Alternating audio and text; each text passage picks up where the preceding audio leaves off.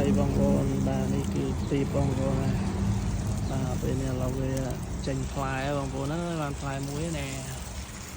ហ្នឹងហើយនៅមាន3 4ដើមទៀតចាំថតឲ្យបងប្អូនមើលអស់គ្នា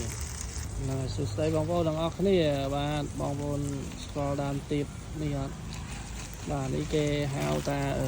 ដើមទៀបយ៉ាបងប្អូនឥឡូវខ្ញុំដាំវាចូលមួយឆ្នាំហើយបងប្អូនបានប៉ុណ្ណឹងដាំមួយឆ្នាំហើយនេះគេហៅថាទៀបយ៉ាបងប្អូនហើយបាទនេះគឺដើមស្វាយបងប្អូនហើយនេះល្អបងប្អូនបាទ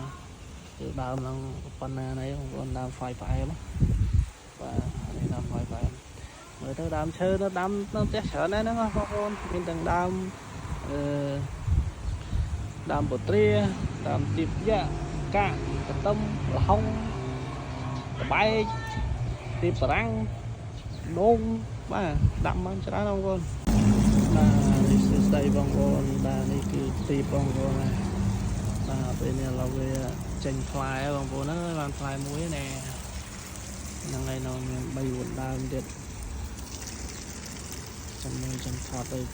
បងប្អូនមើលអស់គ្នាហ្នឹងហើយសួស្ដីបងប្អូនទាំងអស់គ្នាបាទបងប្អូនស្គាល់ដើមទៀបនេះអត់បាទនេះគេហៅថា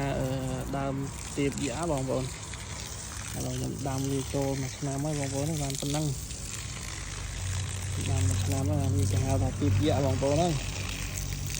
បាទនេះគឺដើមស្វាយបងប្អូនហើយនេះល្អបងប្អូនបាទគឺដើមហ្នឹងប៉ុណ្ណានេះបងប្អូនដើមស្វាយផ្អែមបាទនេះដើមស្វាយផ្អែមមើលទៅដើមឈើទៅដាំនៅផ្ទះច្រើនណាស់ហ្នឹងបងប្អូនមានទាំងដើមពុទ្រាដើមទៀបយ៉ាកាក់កន្ទឹមលហុងតបែក